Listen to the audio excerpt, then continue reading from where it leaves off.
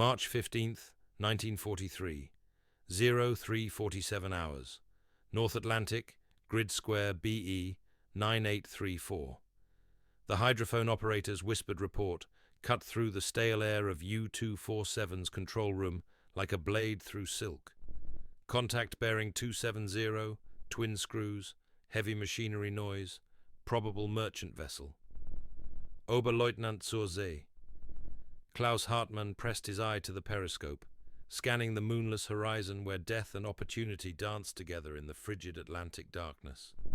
What he witnessed in those next 17 minutes would shatter every assumption the Kriegsmarine held about radio discipline, tactical coordination, and the invisible threads that bound the Wolfpack together. Through the periscope's narrow field of vision, Hartman could make out the silhouette of a lone freighter, perhaps 4,000 tons, steaming northeast at 8 knots. Standard procedure dictated absolute radio silence during attack approaches.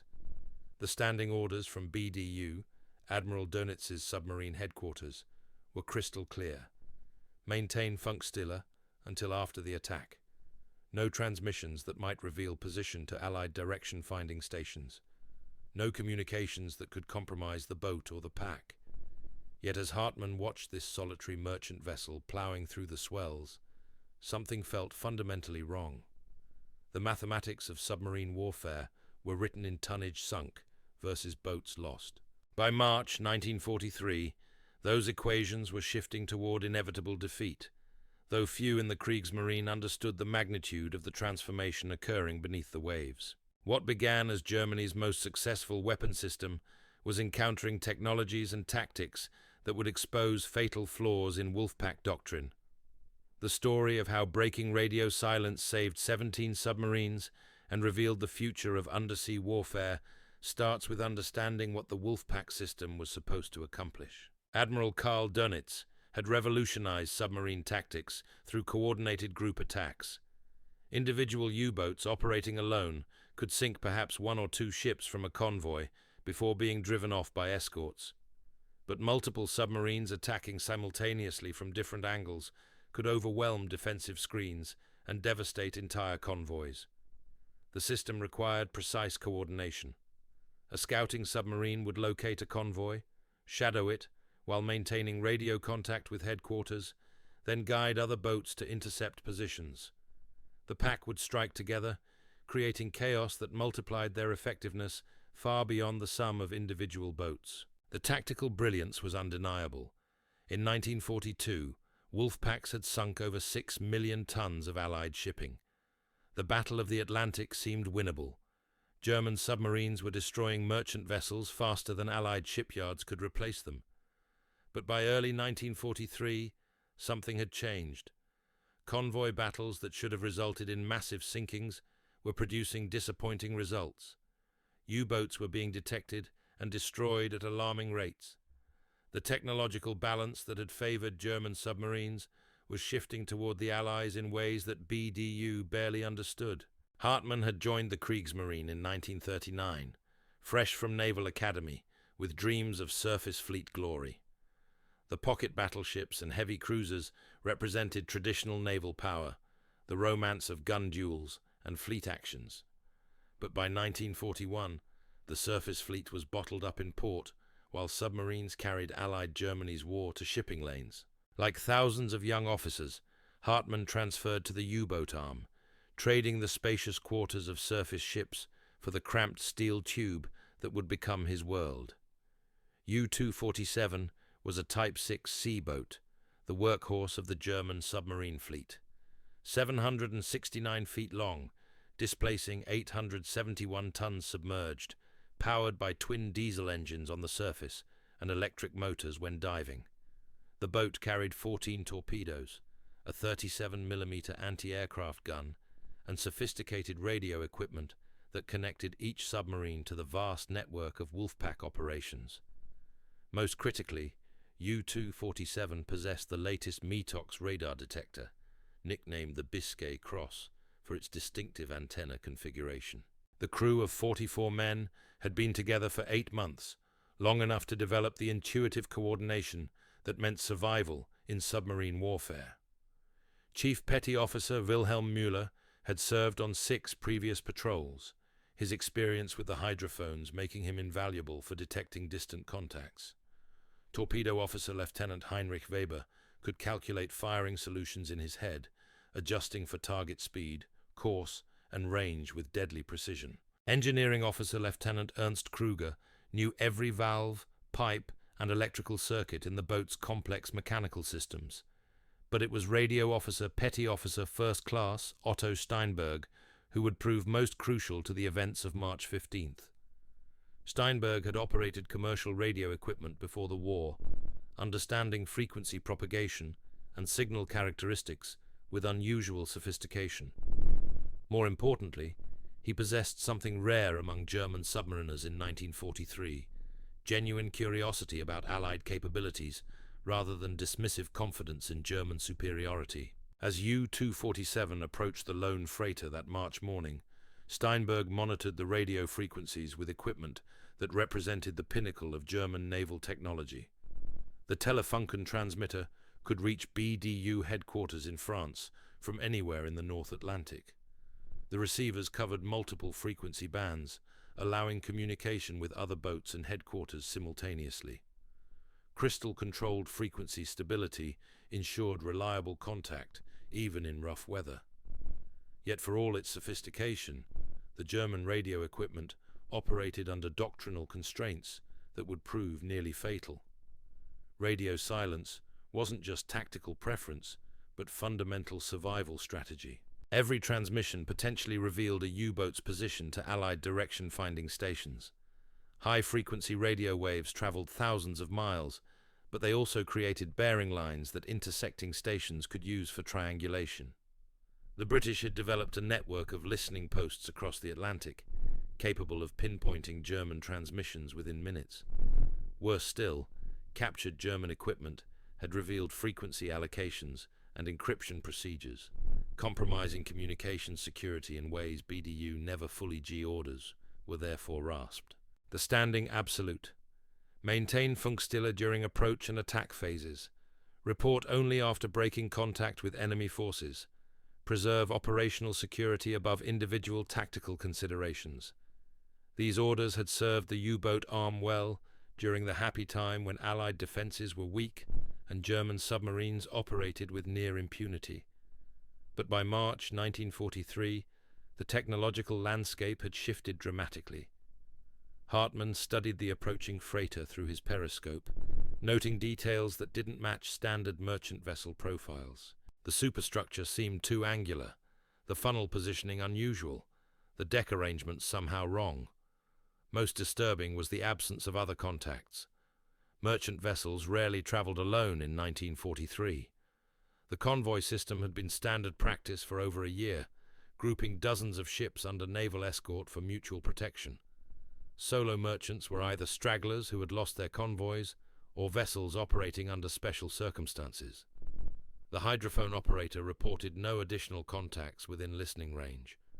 The sonar equipment, primitive by later standards but sophisticated for 1943, could detect propeller noise at ranges up to 20 kilometers under ideal conditions. The ocean around this solitary merchant appeared empty of other vessels. Yet something about the tactical situation felt wrong to experienced submarine officers who had learned to trust their instincts. At 03:52 hours, as U247 maneuvered into attack position, the lone freighter began transmitting on high-frequency radio. The signals were encrypted, following patterns that German cryptanalysts had been unable to break despite months of effort. More significantly, the transmissions were answered immediately by multiple stations, suggesting coordination that exceeded anything expected from a simple merchant vessel. The radio traffic indicated this ship was something far more dangerous than it appeared. Oberleutnant Hartman faced a decision that would define his career and potentially save his boat. Standing orders demanded radio silence until after the attack. But the mounting evidence suggested this apparent freighter was actually an Allied trap, possibly one of the rumored Q ships equipped with concealed weapons and sophisticated detection equipment. Breaking radio silence would reveal U247's position to Allied direction-finding stations. Maintaining silence might lead the boat directly into a carefully prepared ambush. The decision crystallized in Hartman's mind with the sudden clarity that comes only in moments of mortal peril. At 0354 hours, he made the choice that would revolutionize German understanding of Allied anti-submarine warfare. He ordered Steinberg to break radio silence, send immediate transmission to BDU and all boats in grid squares BE through BH, possible Q-ship contact, coordinates follow, maintain extreme caution, Hartman, U247.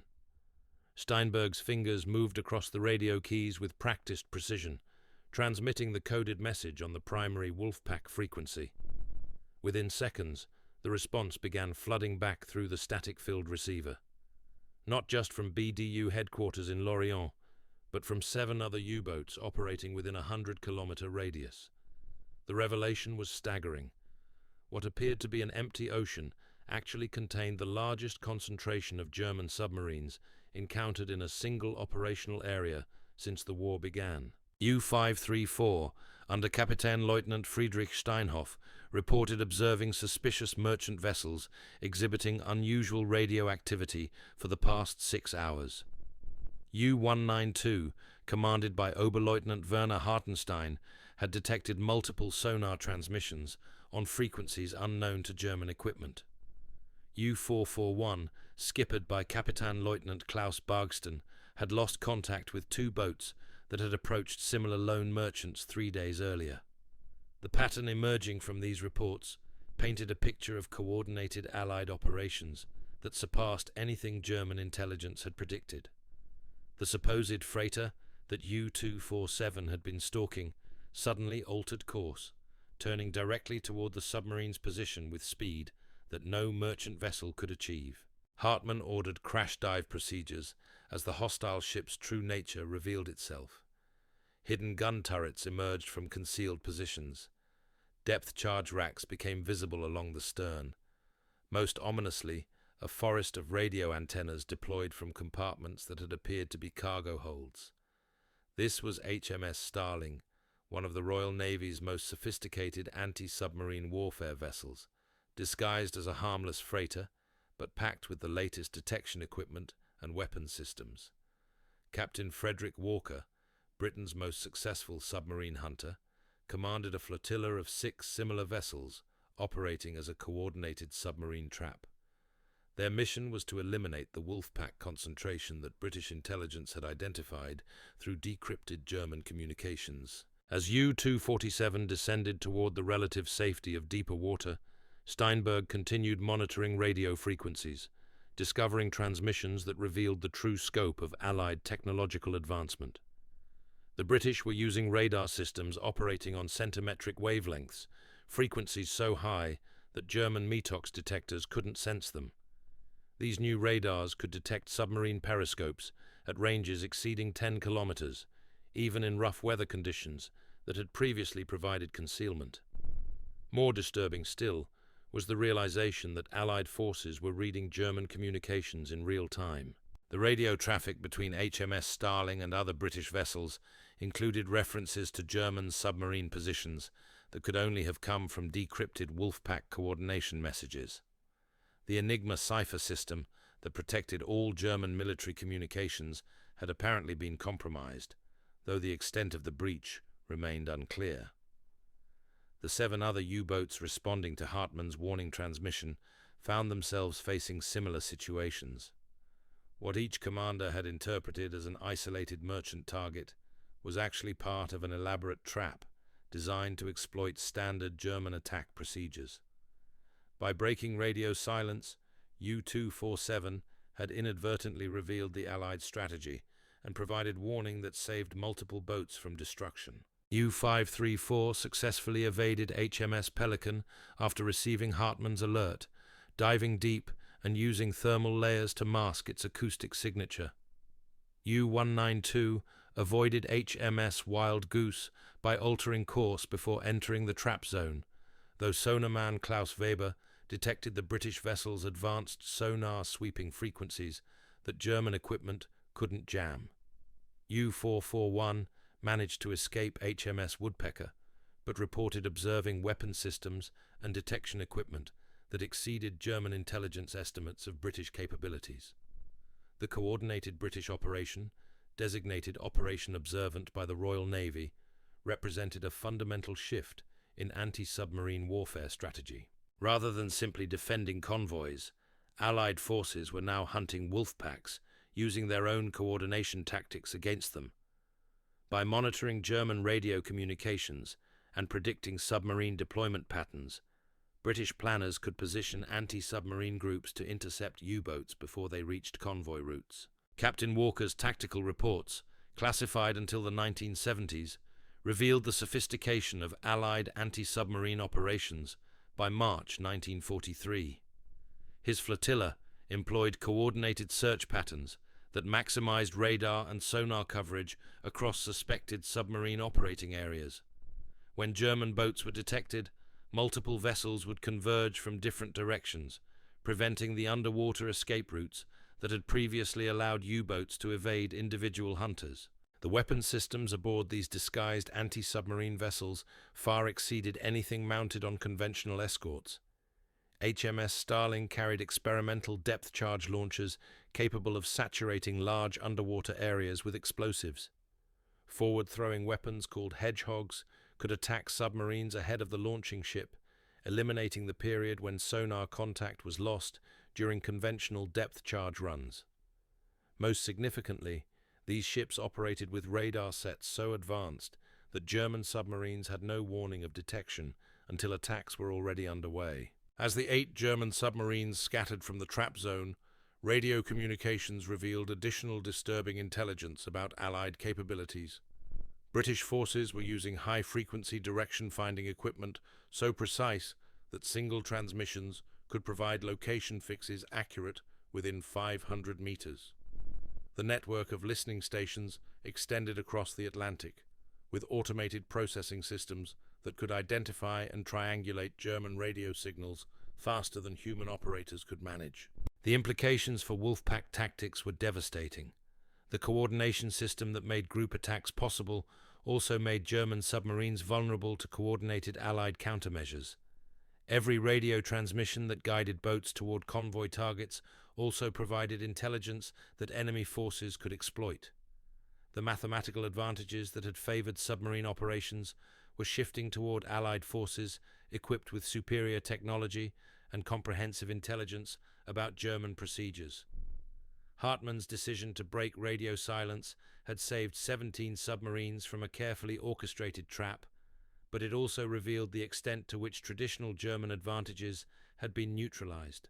The technological superiority that U-boats had enjoyed during the early war years was evaporating as Allied research and development programs produced equipment that surpassed German capabilities in crucial areas. The 7-hour running battle that followed Operation Observant's exposure demonstrated both the continuing strengths and emerging weaknesses of German submarine operations.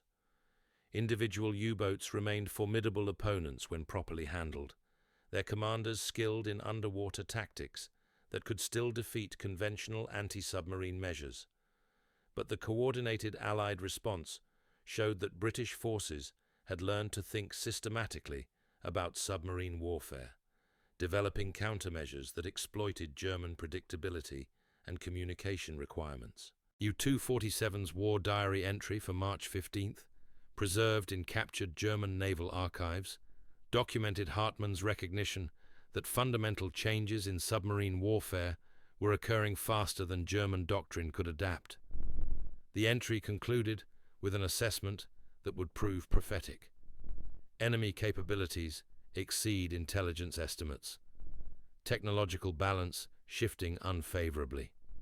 Traditional tactics require immediate revision or losses will become unsustainable. The radio silence that had protected German submarines for 4 years of war was becoming their death sentence. As U-247 slipped away from the British trap at maximum depth, Steinberg intercepted additional transmissions that revealed the true scope of Allied technological advancement. The enemy wasn't just reading German communications, they were anticipating them. British codebreakers had achieved something far more dangerous than simple decryption. They had learned to think like German submarine commanders. The pattern recognition systems, operating from Bletchley Park, could predict Wolfpack movements based on previous operations, weather conditions, and convoy schedules. Allied planners were positioning anti-submarine forces not where German boats currently operated, but where German doctrine said they would operate next. The mathematical precision of this predictive capability turned every standard tactical manual into a suicide guide. Hartman studied the mounting evidence as U247 maintained silent running procedures 200 meters below the surface. The British vessels above weren't searching randomly. They were following search patterns calculated to intercept submarines using standard evasion tactics. When U-boats dove to escape surface contacts, Allied forces knew exactly which depth layers provided thermal concealment. When submarines altered course to avoid detection, enemy ships anticipated the new headings based on German training manuals captured from previous encounters. The hydrophone operator reported multiple contacts moving in coordinated sweeps overhead. The sound signatures didn't match any known British escort vessels. These ships were purpose-built submarine hunters, their engines tuned for quiet operation, their hulls designed to minimize acoustic reflection. Most disturbing was their apparent ability to maintain sonar contact, even when German boats employed every concealment technique in the tactical handbook. Chief Petty Officer Muller, whose experience with underwater detection stretched back to 1940, admitted he had never encountered sonar systems with such persistent tracking capability. The British pulses penetrated thermal layers that should have provided acoustic concealment. The frequency patterns suggested transmission power levels that exceeded German equipment specifications by enormous margins. Most significantly, the enemy sonar appeared to operate on multiple frequencies simultaneously, making jamming attempts ineffective. Lieutenant Weber calculated that the British search pattern would intersect U247's position within 47 minutes, unless the boat altered course immediately. But every possible escape route was being covered by coordinated Allied movements. The enemy had predicted not just where German submarines would hide, but where they would run when discovered. The tactical flexibility that had made U-boats so effective was being systematically eliminated through superior intelligence and overwhelming technological advantage. At 0847 hours, Steinberg detected transmissions between British vessels that included specific references to German submarine hull numbers and commander names. The enemy wasn't just tracking anonymous contacts, they were hunting individual boats with detailed knowledge of crew capabilities, previous operational patterns, and probable tactical responses. The intelligence network supporting these operations possessed information that could only have come from comprehensive analysis of captured documents, interrogated prisoners, and decrypted communications spanning months of submarine warfare.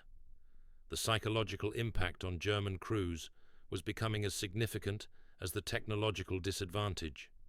Submarine commanders who had operated with confidence in their superior training and equipment now faced enemies who seemed to anticipate every tactical decision.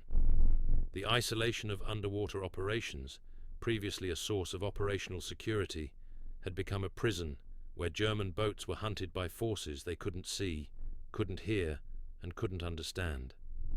Hartman's war diary would record March 15th as the day the Wolfpack died, not from enemy action, but from the revelation that the hunters had become the hunted. His decision to break radio silence had saved 17 boats, but it had also exposed a truth that would reshape submarine warfare forever. The invisible threads that once bound the Wolfpack together had become chains that dragged them toward destruction, as Allied forces turned German coordination against itself with devastating precision.